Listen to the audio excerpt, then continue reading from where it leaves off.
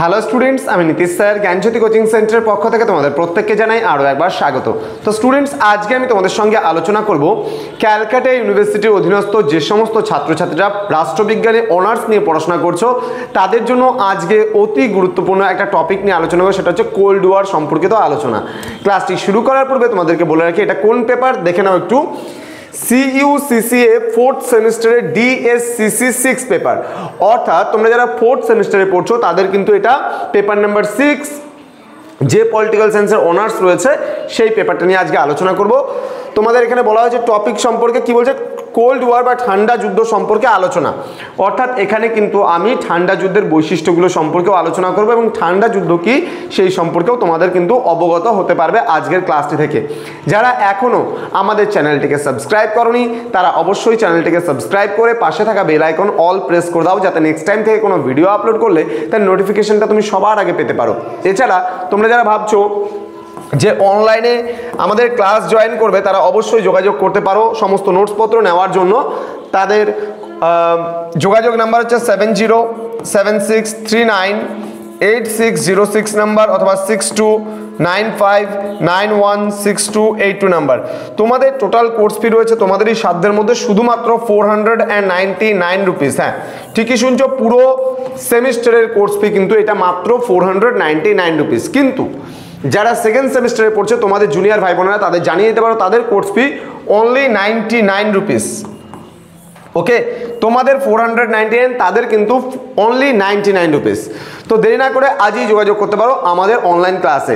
সেখানে তোমরা রেকর্ডেড ভার্সনে আমাদের কিন্তু যে ক্লাসগুলো আছে সেগুলো তোমরা রেকর্ডেড ভার্সনে পাচ্ছ এবং তার সাথে সাথে পেয়ে যাচ্ছ সম্পূর্ণ PDF আকারে নোটস উইথ সাজেশন। তো দেরি করো না, যোগাযোগ করো আমাদের অফিসিয়াল নাম্বারে। চলো শুরু করছি আজকের ক্লাসটা। কোল্ড ওয়ার বা ঠান্ডা লড়াই কি? দেখো, আমি বিস্তারিত বিষয়টা আলোচনা করার পূর্বে তোমাদেরকে বলে রাখি দ্বিতীয় বিশ্বযুদ্ধের পরবর্তীকালে, দ্বিতীয় বিশ্বযুদ্ধ শুরু হয়েছিল 1939 খ্রিস্টাব্দে এবং শেষ হয়েছিল কিন্তু 1945 খ্রিস্টাব্দে।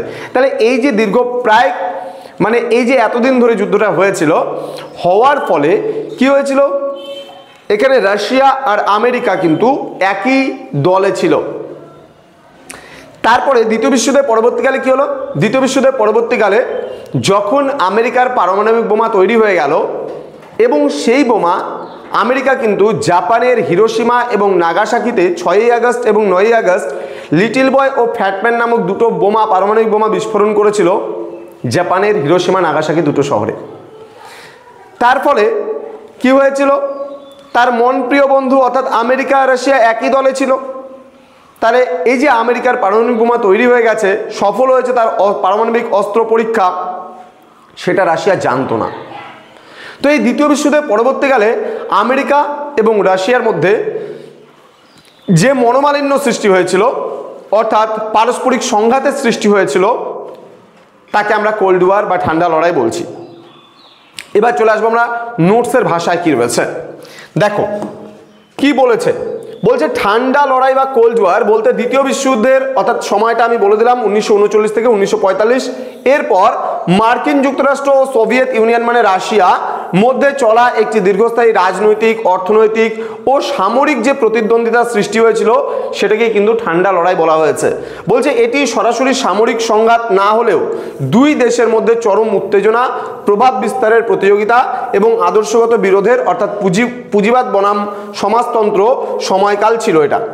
অর্থাৎ আমরা মার্কিন যুক্তরাষ্ট্রকে আমেরিকা বলি, USA বলি মানে ইউনাইটেড স্টেটস অফ আমেরিকা, ঠিক একইভাবে সোভিয়েত রাশিয়াকে সোভিয়েত ইউনিয়ন বলা হয়, সোভিয়েত রাশিয়া বলা হয়, রাশিয়া বলা হয় অথবা USSRও কিন্তু বলা হয়। তাহলে এখানে মার্কিন যুক্তরাষ্ট্র ছিল পুঁজিবাদী রাষ্ট্র বা পুঁজিবাদী দেশ, অপরদিকে সোভিয়েত রাশিয়া ছিল সমাজতান্ত্রিক দেশ। তাহলে পুঁজিবাদী বনাম সমাজতন্ত্র, সোভিয়েত রাশিয়া বনাম মার্কিন যুক্তরাষ্ট্র, এদের মধ্যে পারস্পরিক সংঘাত মানে কার ক্ষমতা কতটা, কে কতটা ক্ষমতাশালী, এই যে দেখানোর জন্য অর্থনৈতিক দিক থেকে কে আগিয়ে, মানে এই যে পারস্পরিক প্রতিদ্বন্দ্বিতা, এর নামই কিন্তু ঠান্ডা লড়াই। কারণ এখানে কোনো যুদ্ধ সৃষ্টি হয়নি, এখানে পরস্পরের সঙ্গে কোনো অস্ত্রের আঘাত হয়নি, কোনো সংঘর্ষ হয়নি, হয়েছে শুধুমাত্র তাদের মধ্যে একটা মতাদর্শগত সংঘাত, অর্থাৎ কে কতটা বড়, কে কতটা পাওয়ারফুল, এই বিষয়টাই কিন্তু এই সময়কালে হয়েছিল, যার জন্য এই সময়কালে কোনো প্রত্যক্ষ সংগ্রাম না হলেও একটা দীর্ঘস্থায়ী সংগ্রামের সূত্রপাত ঘটেছিল এটা বলা যায়, যার জন্য কিন্তু এটাকে ঠান্ডা লড়াই বা কোল্ড ওয়ার বলে আখ্যায়িত করেছেন মার্কিন সাংবাদিক ওয়াল্টার লিপম্যান। ক্লিয়ার? আচ্ছা, তো বলছে এই ঠান্ডা শব্দটি ব্যবহার করা হয় কারণ দুই পরাশক্তির মধ্যে সরাসরি বড় আকারের যুদ্ধ হয়নি, যদিও বিভিন্ন স্থানে প্রক্সি যুদ্ধ বা অন্য দেশের মাধ্যমে কিন্তু যুদ্ধ হয়েছে। অর্থাৎ এখানে কিউবা বলো, কোরিয়া বলো, ভিয়েতনাম বলো, বিভিন্ন ইস্যুকে কেন্দ্র করে, সুয়েজ বলো, তো বিভিন্ন ইস্যুকে কেন্দ্র করে কিন্তু পরস্পরের মধ্যে একটা মতাদর্শগত সংঘাতের সৃষ্টি হয়েছিল। তাহলে এই সংঘাতকে আমরা বলছি ঠান্ডা লড়াই বা কোল্ড ওয়ার। জেনে নেব এখন এর বৈশিষ্ট্যগুলো কি কি রয়েছে। দেখো, এর বৈশিষ্ট্যের মধ্যে যদি প্রথম বৈশিষ্ট্যের কথা আমরা বলতে চাই, তাহলে প্রথমেই বলবো আমরা আদর্শগত সংঘাতের কথা বলতে পারি। কি এই আদর্শগত সংঘাত? বলেছে মার্কিন যুক্তরাষ্ট্র পুঁজিবাদ, গণতন্ত্র এবং মুক্ত অর্থনীতির প্রতিনিধিত্ব করত, অন্যদিকে সোভিয়েত ইউনিয়ন সমাজতন্ত্র, একদলীয় শাসন এবং রাষ্ট্র নিয়ন্ত্রিত অর্থনীতির প্রতিনিধিত্ব করত। তাহলে মানে একদিকে মার্কিন যুক্তরাষ্ট্র পুঁজিবাদের নামে এবং অপরদিকে সোভিয়েত রাশিয়া সমাজতন্ত্রের নামে কিন্তু একটা সংঘাত শুরু হয়ে গিয়েছিল দুজনের মধ্যে। তো বলছে এই দুটি সম্পূর্ণ বিপরীত আদর্শের মধ্যে বিশ্বজুড়ে প্রভাব বিস্তারের চেষ্টা ছিল এই যুদ্ধের মূল কারণ। তাহলে এবার আমেরিকার মতন করে টিম ম্যানেজমেন্ট শুরু করে দিয়েছে। ন্যাটো, সেন্টো, সিয়াটো, ট্রুম্যান নীতি, মার্শাল প্ল্যান, এগুলোর মধ্যে দিয়ে আমেরিকা নিজস্ব টিম গঠন করা শুরু করে দিয়েছে। অপরদিকে সোভিয়েত ইউনিয়ন সমাজতন্ত্রের নামে এদিকে ওয়ারশো প্যাক্ট, কমিনফর্ম, এগুলোর মধ্যে দিয়ে কিন্তু ধীরে ধীরে সে প্রভাব বিস্তার করার চেষ্টা করেছিল বিশ্বের বিভিন্ন দেশের ওপর। তাহলে এই যে কে বেশি প্রভাব বিস্তার করতে পারে, আমেরিকা না রাশিয়া? তাহলে এদের মধ্যে এই যে ব্যাপারটা চলে এসেছিল যে কে সবচেয়ে বড়, আমেরিকা না রাশিয়া? তাহলে এটা কিন্তু এই মতাদর্শগত সংঘাতটা কিন্তু ঠান্ডা লড়াইয়ের একটা গুরুত্বপূর্ণ বৈশিষ্ট্য আমরা বলতে পারি। নেক্সট যে পয়েন্টটা আমরা আলোচনা করব, সামরিক জোট গঠন। আমি এই পয়েন্টসটার মধ্যেই বলে দিলাম তোমাদের যে আমেরিকা এবং রাশিয়া, অর্থাৎ আমার তো পাওয়ার বানাতে হবে। এবার আমার সঙ্গে তোমার লড়াই হয়েছে, এবার আমাকে তো বলতে হবে, এই বন্ধু বা আমার যে সমস্ত ফ্রেন্ড সার্কেল রয়েছে তাদেরকে বলবো যে ও কিন্তু আমাকে মারবে যেখানে দেখা হলে, তোরা কিন্তু আমাকে হেল্প করিস ভাই, তো তোরা চলে আয়, ওর সাথে পুরো মারামারি হবে আজকে ওখানটায়। তো কি করবো আমরা? টিম ম্যানেজমেন্ট শুরু করবো, তুমিও তোমার মতন করে টিম ম্যানেজমেন্ট শুরু করবো, আমি আমার মতন করে টিম ম্যানেজমেন্ট শুরু করবো। তো আমেরিকা আর রাশিয়া সেম কিন্তু করেছিল। অর্থাৎ এখানে যে সামরিক জোট তারা গঠন করেছিল, যে আমেরিকা যে জোটগুলো গঠন করেছে তার মধ্যে ট্রুম্যান নীতির কথা আমরা বলতে পারি, আমরা এখানে মার্শাল পরিকল্পনার কথা বলতে পারি বা মার্শাল প্ল্যানের কথা বলতে পারি, আমরা ন্যাটোর কথা বলতে পারি, নর্থ আটলান্টিক ট্রিটি অর্গানাইজেশন তোমরা জানো, সেন্টোর কথা বলতে পারি, সিয়াটোর কথা বলতে পারি। এই সমস্ত যে কি বলবো সামরিক জোটগুলো গঠন কিন্তু করেছিল আমেরিকা। অপরদিকে রাশিয়া কি চুপ করে থাকবে? রাশিয়া তো চুপ করে থাকার পাত্র নয়।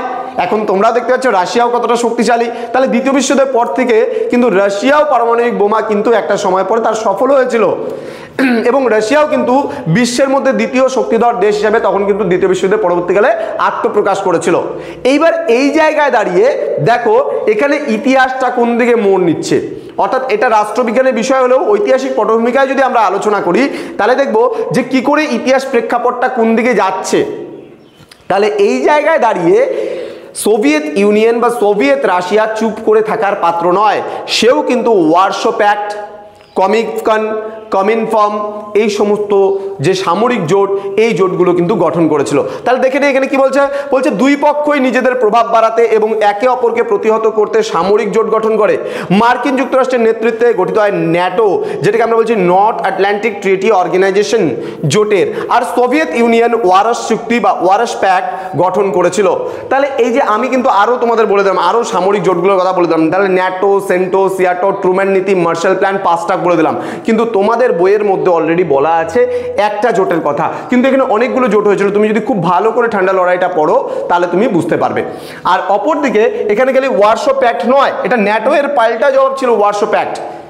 ঠিক আছে, যেমন চায়না মিসাইল ছাড়ছে, আমাদের S-400 সুদর্শন চক্র গিয়ে ওটাকে অ্যাটাক করছে, তার মানে পাল্টা জবাব দিচ্ছে।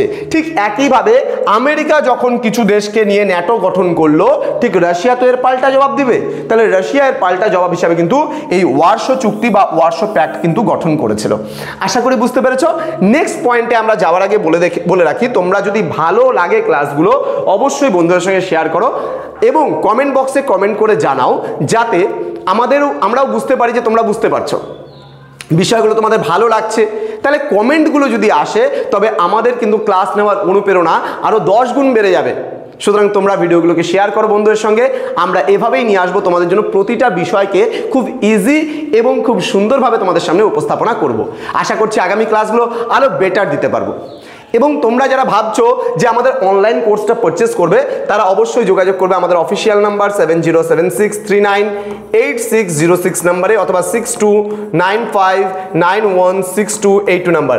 আবারও বলছি এটা কিন্তু আমাদের অফিসিয়াল নাম্বার, এখানে তোমরা কল করবে। বেলা 11টা থেকে শুরু করে রাত্রে 9টা পর্যন্ত আমাদের অফিস টাইম, অর্থাৎ অফিস খোলা থাকে, এই সময়ের মধ্যে কল করবে।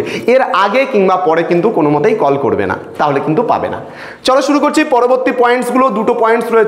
এবার অস্ত্র প্রতিযোগিতা। অস্ত্র প্রতিযোগিতা কি দেখো, আজকে তোমরা রিসেন্ট টাইমে এখন বুঝতে পারছো এখন কিন্তু একটা যুদ্ধ পরিস্থিতির ব্যাপার রয়েছে আমাদের কার সঙ্গে, পাকিস্তানের সঙ্গে ইন্ডিয়ার কিন্তু একটা যুদ্ধ পরিস্থিতির ব্যাপার রয়েছে। এই মুহূর্তে দুজনেরই উচিত কিন্তু আজকে যদি তুমি ইন্ডিয়ার দৃষ্টিকোণ থেকে চিন্তা করো তাহলে ইন্ডিয়া কি করবে, তার অস্ত্র শস্ত্রগুলো বাড়াবে। ঠিক আবার যদি পাকিস্তানের কথা তুমি পাকিস্তানের জায়গায় দাঁড়িয়ে যদি চিন্তা করো, পাকিস্তান কি চুপ করে বসে থাকবে? না, সেভাবে ইন্ডিয়ার কাছে এই মিসাইলগুলো আছে, তাহলে যদি ইন্ডিয়া আমাকে অ্যাটাক করে তাহলে আমি কিভাবে আটকাবো, তাহলে সেও চিন্তা করবে। তাহলে এইভাবে বলছে অস্ত্র প্রতিযোগিতার কথা যদি আমরা চিন্তা করি, দ্বিতীয় বিশ্বযুদ্ধের পরবর্তীকালে আমেরিকা ঠিক যেভাবে পারমাণবিক বোমা তার অস্ত্র পরীক্ষা সফল হয়েছিল এবং জাপানের হিরোশিমা নাগাসাকিতে প্রায় 2 লক্ষের কাছাকাছি মানুষ মারা গিয়েছিল এবং কত মানুষ প্রভাবিত হয়েছিল। অর্থাৎ হিরোশিমাতে যখন বোমাটা বিস্ফোরণ করা হয়েছিল তখন প্রায় 1,40,000 মানুষের মৃত্যু হয়েছিল এবং এই রেডিয়েশনের প্রভাবে তোমার মানে কিছু মানুষের দেখা যায় যে গায়ের থেকে মাংস গলে গলে পড়ছিল, রেডিয়েশনের এত মারাত্মক প্রভাব ছিল। এবং এখনো পর্যন্ত যদি তোমরা খুব ভালো করে যদি স্টাডি করো তাহলে বুঝতে পারবে এখনো পর্যন্ত জাপানের হিরোশিমা নাগাসাকিতে এই রেডিয়েশনের প্রভাবটা কিন্তু এখনো রয়ে গেছে এবং যার কারণে কিন্তু এখনো সেখানে হ্যান্ডিক্যাপ যে মানে শিশুরা কিন্তু জন্মগ্রহণ করছে। এখনো পর্যন্ত দেখা যায় যে বেশ কিছু কেসে কিন্তু এরকম বলতে পারো প্রভাবটা অনেকটা কমে গেছে, কিন্তু ওই যে জিনগত একটা প্রভাব রয়ে গেছে। এবার সেই কারণে কিন্তু দেখা যাচ্ছে যে এখানে কিন্তু এখনো জাপানের হিরোশিমা নাগাসাকিতে এখনো সেই বিকলাঙ্গ মানে শিশুদের জন্মগ্রহণ করতে কিন্তু দেখা যায়। তাহলে এতটা মারাত্মক ছিল। তো এইবার অস্ত্র প্রতিযোগিতা আমরা যখন পয়েন্টটা পড়ব দেখব উভয় পক্ষই বলতে গেলে এখানে আমেরিকা ও রাশিয়া উভয় পক্ষই পারমাণবিক অস্ত্র এবং অন্যান্য অত্যাধুনিক অস্ত্রের বিশাল ভান্ডার গড়ে তোলে সেই সময়। যে আমেরিকা যদি আমাকে মারে, রাশিয়া ভাবছে আমি কি রাশিয়াকে ছেড়ে দেবো। এবার রাশিয়া যদি আমেরিকাকে মারে তো রাশিয়া আমেরিকাকে মারলে আমেরিকা ভাবছে কি আমারও অস্ত্র লাগবে, আমিও মারবো। এবার যদি আমি মার খাই তো আমি তো মার দেবো, তাই না? আমি তো আর চুপচাপ মার খেয়ে চলে আসবো না। তাহলে আজকে যদি আমেরিকা রাশিয়াকে অ্যাটাক করে, রাশিয়া তো মুখ বুজে বসে থাকবে না। তাহলে বর্তমান এখন যদি তুমি ইন্টারন্যাশনাল রিলেশনস খুব ভালো করে পড়ো তাহলে তুমি বুঝতে পারবে যে রাশিয়ার কাছে কত মারাত্মক অস্ত্রশস্ত্র আছে এবং অটোমেটেড। অর্থাৎ যদি কেউ রাশিয়াকে রাতারাতি যদি ধ্বংস করে দেয়, দেখা গেল পুরো রাশিয়াটাকে উড়িয়ে দিল, রাশিয়ায় এমন কিছু মিসাইল আছে যেটা পৃথিবীর বিভিন্ন দেশকে কিন্তু ধ্বংস করে দেবে। তাহলে এখন কতটা পাওয়ারফুল স্টেট হিসাবে রাশিয়া আত্মপ্রকাশ করেছে ভেবে নাও। এই যে দ্বিতীয় বিশ্বযুদ্ধের পরবর্তীকালে যখন আমেরিকা জাপানের বিরুদ্ধে পারমাণবিক বোমার বিস্ফোরণ ঘটালো এবং নিক্ষেপ করলো, তখন বিশ্বের প্রতিটা দেশ বুঝে গিয়েছিল এই পারমাণবিক বোমা কতটা মারাত্মক হতে পারে, তার পরিণতি কতটা ভয়ঙ্কর হতে পারে। ঠিক সেই কারণে কিন্তু এখন বিশ্বের প্রায় প্রতিটা দেশই কিন্তু নিজেদের যে অস্ত্রের ভান্ডার সেই ভান্ডার কিন্তু একদম মজবুত করে তুলছে। তাহলে কি বলছে, এই অস্ত্র প্রতিযোগিতা বিশ্বজুড়ে ব্যাপক ভয়ের সৃষ্টি করে, কারণ যে কোনো মুহূর্তে পারমাণবিক যুদ্ধ শুরু হওয়ার কিন্তু একটা আশঙ্কা সেই সময় ছিল। এবার প্রক্সি যুদ্ধ বা প্রক্সি ওয়ার বলে নেক্সট পয়েন্ট, এবং এটাই আজকের শেষ পয়েন্ট।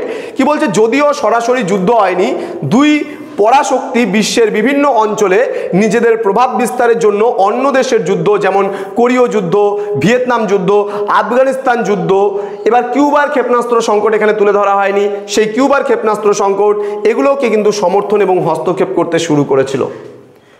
তো এই ছিল ব্যাপার। আরও ডিটেলসে তোমাদের কোরিয়া সংকট যদি তোমাদের সিলেবাসে থেকে থাকে, আমি সিলেবাসটা ভালো মতো দেখিনি, যদিও বা কোল্ড ওয়ারটা দেখলাম, প্রথমে কোল্ড ওয়ারটা পড়ালাম, এরপর ধাপে ধাপে তোমাদের যদি কোরিয়ান ক্রাইসিস থাকে কোরিয়ান ক্রাইসিস পড়াবো, তোমাদের কিউবার ক্ষেপণাস্ত্র সংকট থাকলে কিউবার ক্ষেপণাস্ত্র সংকট পড়াবো। তো বিভিন্ন বিষয়গুলোকে নিয়ে আলোচনা হবে তোমাদের সঙ্গে, এবং ক্লাসগুলোকে আমি করে তুলবো তোমাদের জন্য আরও ইন্টারেস্টিং, আরও ভালো দেবে। ক্লাসগুলো প্রতিনিয়ত করলে তোমাদের কিন্তু পুরো বিষয়টা ক্লিয়ার হয়ে যাবে।